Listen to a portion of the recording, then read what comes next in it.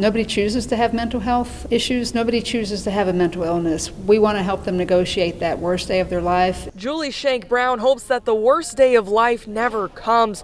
But as the Huntsville Police Department's crisis intervention team coordinator, she sees it happen all too often. So attempts and sometimes completions, we're averaging about 5 to 8 a week. Julie says that's 5 to 8 people in Huntsville trying to take their own life a week. She says HPD averages about 1,500 mental health related calls a year. And Sergeant Gene Aiton's on the front lines. You need to take away some of the stigma of I'm this officer dressed like Batman going to talk to you. Aiton's taken more than 56 hours of crisis intervention training.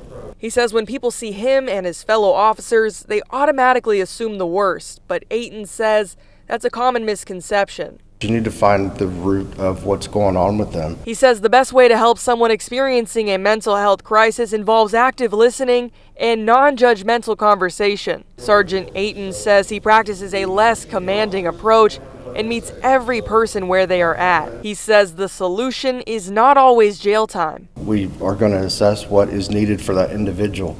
It may be jail, it may be other resources. And if you or someone you know experiences a mental health crisis, call 988. It's a lot like 911, but it is the suicide and crisis helpline. I'm live in Huntsville with coverage you can count on. Jillian Kay, WAAY 31 News.